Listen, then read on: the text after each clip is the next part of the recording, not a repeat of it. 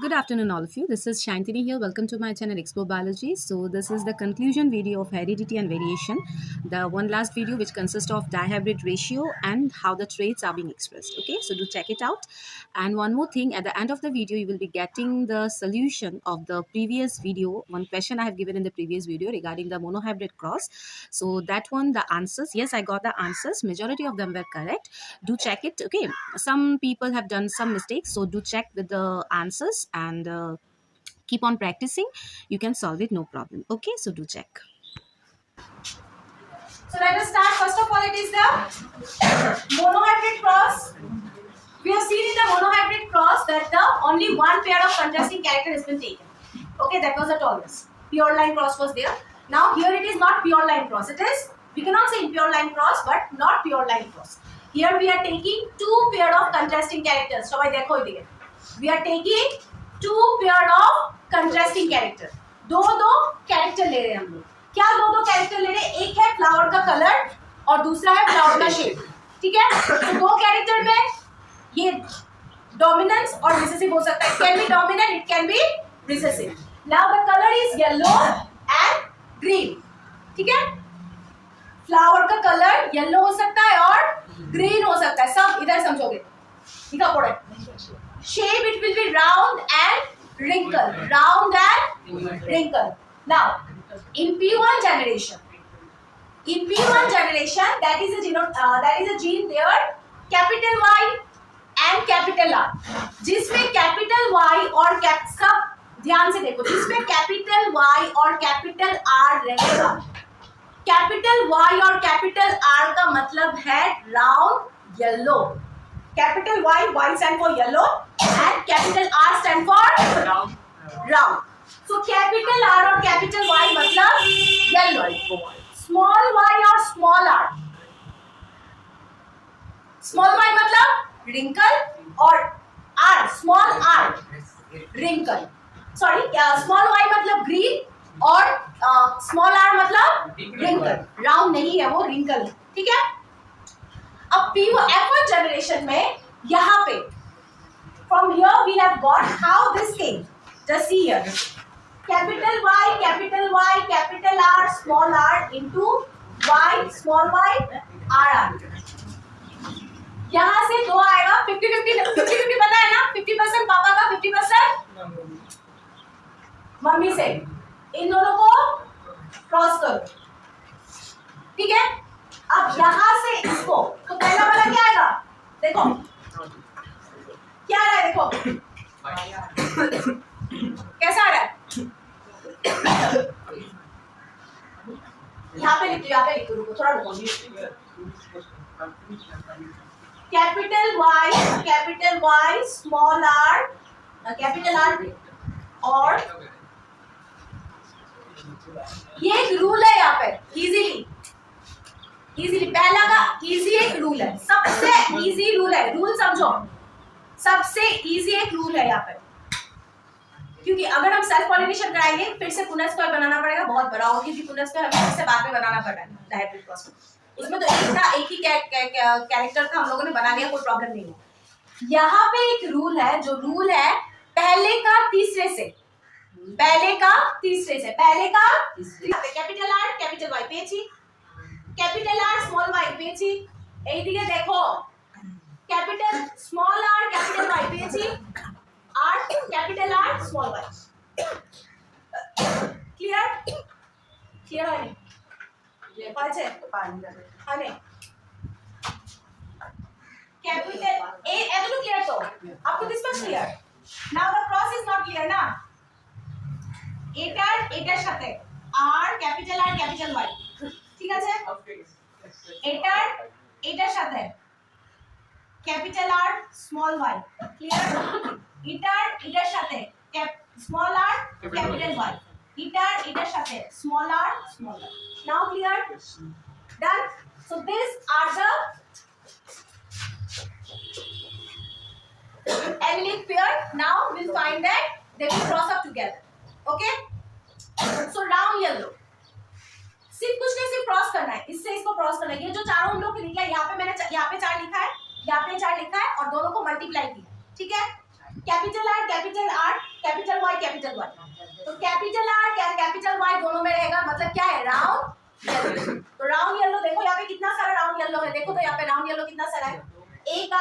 एक capital R है, एक कैपिटल वाई है, दिख रहा है? इसमें भी एक कैपिटल आर है, इसमें भी एक कैपिटल वाई है, दिख रहा है? इसमें भी कैपिटल आर है, इसमें भी कैपिटल वाई है, दिख रहा है? इसमें भी एक कैपिटल आर है, इसमें भी कैपिटल वाई है, दिख रहा है? इसमें भी कैपिटल आर है, there is also a capital Y. So how many? 1 2 3 4 5। इसमें कैपिटल आर है, कैपिटल वाई है? नहीं। इसमें कैपिटल आर है, कैपिटल वाई है? So 1 2 3 4 5 6। Then capital R capital Y का है, इसमें कैपिटल आर कैपिटल वाई है 7। इसमें भी है कैपिटल आर कैपिटल वाई 8। इसमें भी है capital R capital Y 9। So it is capital R capital Y means what? Round भी है और वो येलो भी है। Round yellow, round yellow. So how many round yellow we are getting? 9। This is 9। अब राउंड ग्रीन। अब round green का L क्या है? राउंड मतलब कैपिटल आर तो होगा, ग्रीन मतलब येलो स्मॉल लेटर होगा, एक कैपिटल आर होगा और एक स्मॉल वाई होना चाहिए। तो देखो एक कैपिटल आर और एक स्मॉल वाई। कैपिटल आर इसमें है, स्मॉल वाई ऊपर के कॉलम में। हाँ ऊपर है। अरे खत्म कर दे। है तो अच्छा तो so capital R small Y, हम लोग को कैपिटल आर और स्मॉल वाई ढूंढना है। तो कैपिटल आर और स्मॉल वाई है ना यहाँ पे, ये वाला है। इसमें देखो कैपिटल आर और स्मॉल वाई है, दो मिल गया। इसमें है नहीं है, कैपिटल आर है मतलब राउंड नहीं होगा, राउंड नहीं होगा। इसमें हम लोग को राउंड ग्रीन चाहिए, इसमें भी नहीं है। अब राउंड ग्रीन सो 1 2 और एक का है, देखो एक है, दो है और एक कहाँ पे? नीचे काउंट डाउन। ये हाँ, कैपिटल आर और small Y. So how many are there? 1 2 3। ऊपर के कॉलम में ऊपर के कॉलम में तो सारा राउंड और येलो है, सारा round yellow, capital R capital Y. अब रिंकल येलो मतलब एक स्मॉल आर होगा और एक कैपिटल वाई होना पड़ेगा। तो स्मॉल आर कैपिटल वाई है, स्मॉल आर कैपिटल वाई है, स्मॉल आर कैपिटल वाई है ना? 3 मिल गए हम लोग को रिंकल येलो। और ये वाला देखो, ये है अजीब स्पीशीज, किसी के साथ मैच नहीं कर रहा है, ये वाला मैच कर रहा है किसी के साथ? दोनों स्मॉल है, दोनों आर भी स्मॉल है, दोनों वाई भी स्मॉल है। So that is wrinkle green. ये सिर्फ एक है। So that is the ratio of phenotypic ratio 9:3:1. Sorry 9:3:2. इसमें जीनोटाइप नहीं चाहिए, इसमें जीनोटाइप नहीं चाहिए, बहुत सारा जीन है इसमें, जीनोटाइप आप लोगों के लेवल में नहीं चाहिए, ठीक है? Now come to this one. Okay, law of dominance or law of segregation and law of independent assortment. So Mendel ने हम लोग को बहुत सारा लॉ दिया है, ये 3 लॉ है। लॉ ऑफ डोमिनेंस क्या कहता है? लॉ ऑफ डोमिनेंस यही कहता है कि जो भी character, the character which expressed, जो कैरेक्टर एक्सप्रेस करेगा, ठीक है, that is the dominant character. The character which will express it is the dominant character. The character which will get express it will be the dominant character. If you need the pass it in crossing between organism, जब हम लोग देखो, जब हम लोग please law of dominance में Mendel has given the law of dominance in which he said that whenever there is a cross of the contrasting character, ठीक है, এখানে cross হচ্ছে contrasting character है, only one of the character will appear, कोई भी एक character appear करेगा, उसी को बोलते हैं हम dominant character। जो character appear होगा उसको बोलते हैं हम dominant character। The character which will express, जैसे टॉलनेस है, टॉलनेस में हमने देखा ना capital T small T. So capital T small T अगर वो ऐसा कैपिटल टी रहे तब भी टॉल होता है, small capital T small T रहे तब भी टॉल होता है।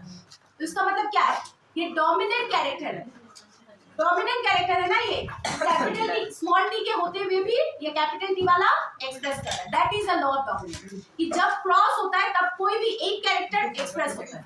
लॉ ऑफ सेग्रीगेशन बोलता है कि कोई भी character in crossing between organism purely वो एक्सप्रेस करेगा। What is the statement is that in crossing between organism pure for contrasting character of a pair only one character of the pair appears in एपॉन। दोनों blend of characters mix. Law of segregation में ये बोलते हैं कोई भी एक character, जैसे 3 टॉल है 1 ड्रॉप है, कोई भी मीडियम हाइट का नहीं है। मीडियम हाइट का था मोनोहाइब्रिड क्रॉस में, no there was no plan with a medium height. Tall ছিল না হলে ড্রপ ছিল, মানে এক্সপ্রেস যেটা হচ্ছে the thing which is being expressing it is purely okay it is not getting inhibited by any other gene. That we are not getting any flames of medium height. Are we getting? No. That is a law of segregation. And law of independent assortment state that when individual differed in more than two pair of contrasting traits are plot, only one pair is not affected. मतलब क्या है? Law of dominance की तरह है. कोई भी जब दो इंडिविजुअल एक साथ मिक्स करे, they will breed up together. कोई भी एक कैरेक्टर इंडिपेंडेंटली एग्जाम करेगा. तो चाहे वो इस जनरेशन में एक्सप्रेस ना, लेकिन इसके बाद जनरेशन में एक्सप्रेस हो सकता है. जैसे हम लोगों ने वो देखा था ना सेक्सुअल रिप्रोडक्शन में मोल वाला. मोल तो था नहीं, लेकिन बाद में वो मोल क्या हुआ, फिर से मोल आया. So that is the thing. Independently वो कभी भी एक्सप्रेस हो सकता है. ठीक है. Now the thing is that how the trait get express. कैसे ट्रेट कैरेक्टर्स कैसे एक्सप्रेस होता है. सबसे पहले हमारा कैरेक्टर किस पे रहता है, सेलुलर डीएनए में रहता है. डीएनए से वो क्या करते हैं, DNA makes protein. We know that the DNA is making protein. So here we are going to read about how the trait get expressed, how the characters are getting expressed. First, it is present in our DNA. We know that because DNA contains the genetic information. Now this DNA makes the protein. Okay, DNA are present in the gene. We know that DNA are present in the. तुमको पता है ना DNA में gene है. DNA के अंदर gene है which code for specific protein. Tallness of the plant. Okay, the gene suppose जो gene which is responsible for the tallness of the plant. ठीक है. प्लांट हार्मोन, वो जीन क्या करे, जीन कंसिस्ट ऑफ प्रोटीन, वो hormone बनाएगा. सबसे पहले डीएनए के बाद protein. DNA makes the protein. इसके बाद वो जीन में प्रेजेंट रहेगा, उस जीन से हार्मोन बनेगा. वो हार्मोन सब प्लांट हार्मोन क्या है, ऑक्सिन. पता है हम लोग को, पता है ना, cytokinin, gibberellin, this are the plant hormone. So ये ऐसे चलता है. पहले डीएनए, देखो डीएनए से प्रोटीन बनाया, प्रोटीन के बाद protein makes the gene, then tallness of the plant hormone. इसके बाद for more hormone for growth. सिर्फ एक ही हार्मोन तो नहीं होगा, बहुत सारे हार्मोन है. Then it will make the enzyme. अब DNA gene makes the enzyme. Any alteration, अब कोई भी डिफरेंस अगर जीन में हो गया, तो एंजाइम नया बनेगा. इधर देखो, सबसे पहले डीएनए, इसके बाद प्रोटीन, इसके बाद जीन, इसके बाद एंजाइम, इसके बाद हार्मोन. डीएनए में जीन है ना which code for protein. That protein will form the enzyme. That enzyme will form the hormone, and that hormone will result in the, वो हार्मोन ज्यादा सीक्रेट कर रहा है, कम सीक्रेट कर रहा है, किसी में ज्यादा हो रहा है, किसी में कम हो रहा है. अब अगर उस हार्मोन में, उस जीन में अगर प्रॉब्लम आ गया, तो प्रोटीन में प्रॉब्लम होगा. प्रोटीन में अगर प्रॉब्लम आ गया तो हार्मोन में प्रॉब्लम होगा.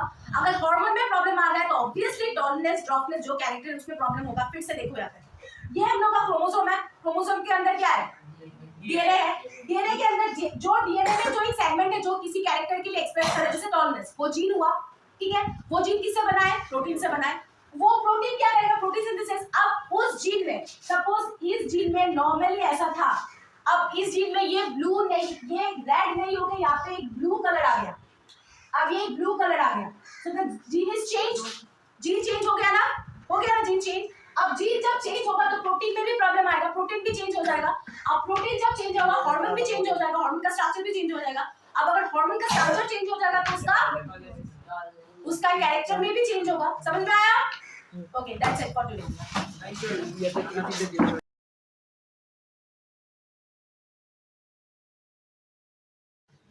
Okay, so I hope you understand the video, the content of the video, that what is the dihybrid ratio and the phenotypic ratio of the dihybrid cross, that is the 9:3:3:1. And the genotype you don't need. In the video itself, I told you that you people don't need to bother about the genotypic ratio of the dihybrid cross and how the traits are being expressed. Okay, this is that is important one. This type of questions are being asked, how the traits are being expressed, how the enzymes works, and all this kind of questions are being asked as the concept based question. They can ask in the case based study also, they can ask in the source based study also, whatever the question sort of is. So this conceptual question will be asked from this part. Okay, and in my next video you will be getting towards the environment part. It is there in your syllabus. Okay, yes, chapter 16 has been excluded, but natural resource, but our environment is there. So I will be coming up with the next environment part. Okay, thank you, bye bye, take care.